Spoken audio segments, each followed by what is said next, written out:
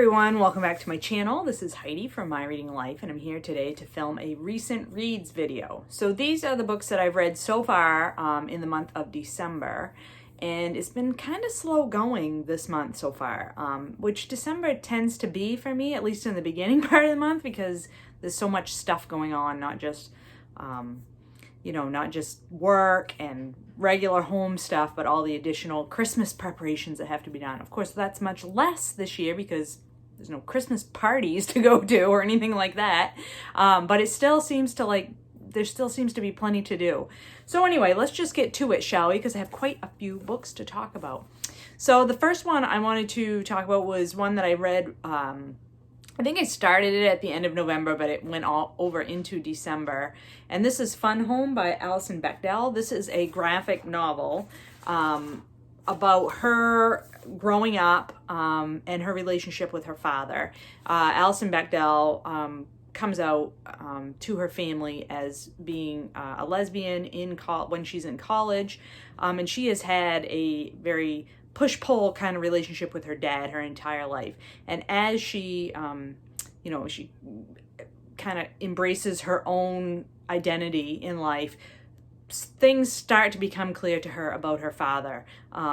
Pieces of information come to light that sort of explain things to her a little bit more. And so she's reflecting back on her childhood with this new knowledge of her dad. And I don't want to get in, I don't know what would be a spoiler with this. This is quite a famous graphic novel. I think it's been made into a stage play and things like that. All I will say is that this was just okay for me. This was nothing, it was fine. I didn't find it particularly, it didn't speak to me particularly. I thought it was very interesting while I was reading it, but when I sat it down, I didn't have any burning desire to pick it up. So sorry, I know this is a very beloved book, but it just didn't work for me that well. And then I read a romance for my reading group with Doris and Katie, continuing on with the Bridgerton series. This is An Offer from the Gentleman. This is book 3 in the series. This is Sophie, Beckett, and Benedict Bridgerton story. And this is a love story that deals with Benedict is from the aristocracy and Sophie is not. And so having to deal with the class differences between them. Love the Bridgertons. You guys know I love them, so I'm not going to get into them more than that. Then I read a nonfiction book. It was a buddy read with Britta. It's called Afropean by Johny Pitts. Johny Pitts is a black man from Great Britain. And so this is his sort of journey through different European countries as he is looking for basically a Afropean, quote unquote, identity. So his premise is that he believes that there is this sort of group identity amongst black people living in Europe where they hold similar ideals, have similar experiences, have similar thinking about sort of a common identity as being black in Europe. And so he sets out to travel through these different countries and talk to people about this idea and what they think about it. So that's his theory, and he's going to sort of gather proof that he's correct in that there's this centralized and common identity that he can term Afropean. And this book was really frustrating to me because so he sets off with this theory, and then he tries to shoehorn every experience that he has traveling through all these different countries into his theory. And as a scientist, I will tell you that is not how you should do it. You should, gather the evidence that you gather and decide after you've gathered the evidence if it fits your theory or not. Does it support your hypothesis or not? And instead, I felt like Johny Pitts was just trying to ram everything into his theory. And I didn't feel like that a lot of the black folks that Johny Pitts encountered in different places thought the same way that he did about it, because a lot of these folks are simply trying to live their lives, right? They're either immigrants that have moved to these countries and they are just trying to get by and make enough money so maybe they can return to their home country eventually, or they're trying to struggle through day-to-day lives, living in poverty and living in not ideal conditions in the outskirts of large European cities, encountering racism and discrimination and oppression and all these things, and they simply don't have time to like intellectually think about whether or not they belong to this like wider group of people. And Johny Pitts comes across as being quite privileged and having a lot of time to think about this idea.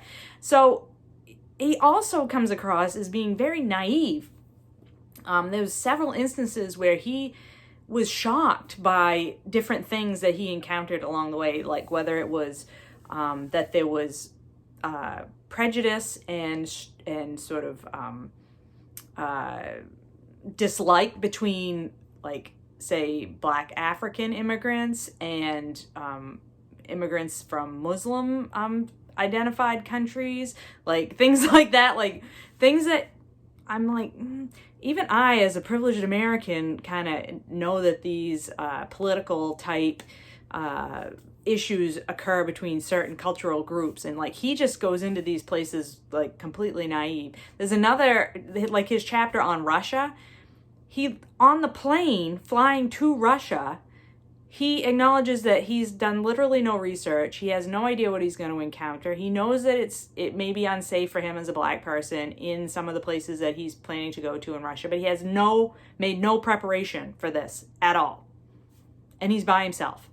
And I'm like, so he comes across as being very young, and he's 30 years old. So I don't know. It was just a weird focus. Like, it was a weird lens to view these different countries through. So it's sort of like this weird mixture of travelogue and Johny Pitts trying to like place every encounter that he has with Black people into this theory that he has about what it means to be Afropean.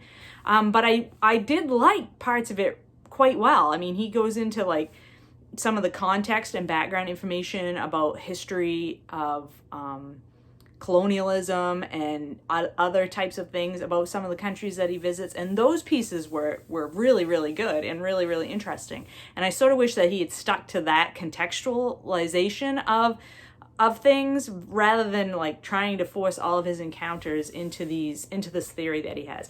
The other thing that he did that I really strongly disliked was he would egg people on. Like, he encounters a bunch of white folks who are racist, and instead of like, you know, allowing one or two of their statements to sort of speak for their general, their general feelings and values, he like eggs them on to get them to say more and more controversial and offensive things.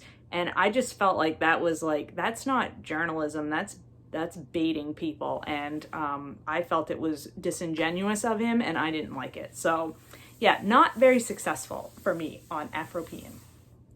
I then finished another romance in the Bridgerton series. This is Romancing Mr. Bridgerton. This is number 4. This is Colin and Penelope's story, and this is my second favorite in the whole series. This is Penelope's been in love with Colin since she was a teenager. Colin is, you know, the handsome, successful, rich, privileged man who is kind to her, considers her one of his sister's friends, but has never really noticed her, if you know what I mean. And then all of a sudden he does. And what happens after that? And it is delightful. And then I finished another buddy read of a new fiction book called How Much of These Hills is Gold by C. Pam Zhang. And I buddy read this with Doris and Patrice and Karen. And it is a historical fiction novel about 2 siblings whose parents die, and they are like traveling through the Western landscape, basically searching for home, with no home to go to, basically. Their dad was a miner who had come to this area of California to prospect for gold, and then had wound up, you know, having to work in the mines. And the mom had, you know, been supporting the family in very, very hard conditions. And this book was not that great of a success for me either. Theme of the month so far. It was just unrelentingly bleak. There were no characters to root for. Nothing good ever happened to anyone. There's tons of animal abuse that's very gratuitous, I felt. And it was told in a very odd way. Like I think there were 4 parts to the story, and each part is told slightly differently, in a different style, which gave the book overall a very disjointed feel to it. And there were a lot of plot points that are brought up for a couple of pages and then never gone back to or more fully fleshed out, and they just felt like they were being dropped in for, like, I don't know, shock value, or like to tick off a list of items on like a thematic list or something like that. I like historical fiction, but this didn't feel like I ever really got a true flavor of. I didn't really understand what the point of the book was, to be fair. I think it just meandered a lot and hit a lot of broad sort of themes, but never delved deeply into any of them, and was highly unrealistic in several. I mean, I get it was supposed to be like magical realism or whatever in some parts, but it was just oddly done, and it didn't work for me. It just didn't work for me. So yeah, a little bit sad about that. I had higher hopes for it than that. I then finished finally an audiobook. I haven't listened to an audiobook in so long, but I finally finished an audiobook, and it was All the Devils Are Here by Louise, the latest in the Inspector Gamache series. And this one, I don't even know what number it is, but it takes place in Paris. And of course, a big mystery happens, and Armand gets like sucked into trying to figure out what's going on. Maybe the police department in Paris is involved in this nefarious doings, and there's museums, and there's librarians, and there's all this stuff happening, and it was so good. It kept me guessing throughout. It was very, there was a lot of historical context around it that had to do with when the Nazis and the resistance in France and all of that. There was stuff to do with museums in Paris, and there's lots of family stuff, of course, which is part of one of the things that I love so much. And even though we don't get to see our Three Pines friends very much, they do play a little bit of a role in several different spots, which was fun as well. And then the ending, I can't talk about the ending, but the ending blew my socks off, and I cried. It was awesome. Perfect. It was so good. I loved it very much. If you have read any of the Louise Penny books and you aren't yet to the latest book in the series, it's something to look forward to. It's really, really good. And then I finished a poetry collection that has been on my nightstand for literal years. This is Sailing Alone Around the Room by Billy Collins. And these are great. I don't know why I set it down for so long. Like, I just would pick it up at night and read a couple poems for the last couple weeks. And he's quite humorous in his poetry. His poetry is quite modern. It's about, like present day things. He had this one poem in here about insomnia, and I had been suffering from insomnia over the last couple of weeks that was like, oh yeah, I know what he's talking about. So I think I will try some more Billy Collins poetry in the future. I really, really enjoyed this collection. And then the last book that I've completed so far in December is my latest presidential biography. This is The Unexpected President, The Life and Times of Chester A. Arthur by Scott Greenberger. And I knew very little about Chester Arthur before reading this book. But this book really has tied into a bunch of things that I've been reading recently, like The Bully Pulpit and some of the Teddy Roosevelt stuff that I've been reading lately. This book also shows up in, I'm currently reading,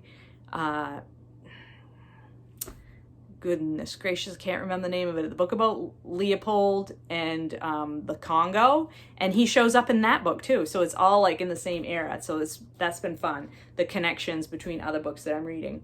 But anyway, Chester Arthur was an unexpected president because he only became president because James Garfield was assassinated.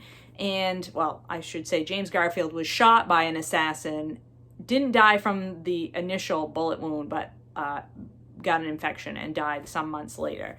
And Chester Arthur was like sort of a cog in the New York machine in the Gilded Age. So he was big in the spoils system. He had gotten a job at the New York Custom House and had made himself a very wealthy man through patronage and, you know, other shady dealings politically in New York. And he was part of that whole system of patronage.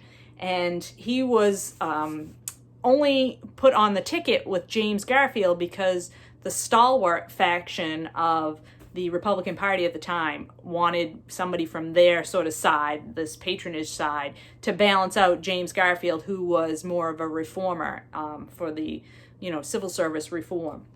So nobody ever expected Chester Arthur to ever get anywhere near the presidency. James Garfield was he was quite a young president. So this was like shocking when he gets, you know, he dies. And even Chester Arthur was shocked. He did not want to be president. But interestingly enough, the event of him becoming president makes him want to be a better person and a better politician. He wasn't perfect by any means, and he did plenty of things that were immoral and wrong.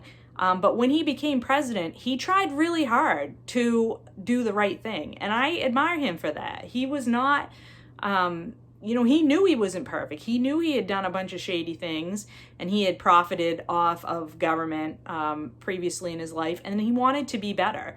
And he tried to be better. And he even went against his own faction in the party to do that. And he, after he left office, he didn't get the nomination from his party to run again. And he sort of retired into private life, but he was already quite ill by that point. And he was so embarrassed by his dealings in the beginning of his career that he burnt most of his private papers. And so it's been very hard to like get a full picture of Chester Arthur's life for biographers. And I think Greenberger has done a really nice job of that. He really fleshes out Chester Arthur's life, and I found him to be quite an interesting character, even though in the beginning I'm like, oh, this guy is not a good person. But yeah, he was an interesting character. And again, those mutton chops, I mean, really. So yeah, great presidential biography. I highly recommend it if you are a person that likes biographies. This is a super interesting one, and it's on the short side. It's only about 250 pages long. So that's it. That's what I've read so far in December. I hope that you've all found some good books to read and you are excited for the holiday here at the end of the week. And I look forward to talking with you in the comments, and I will talk to you later.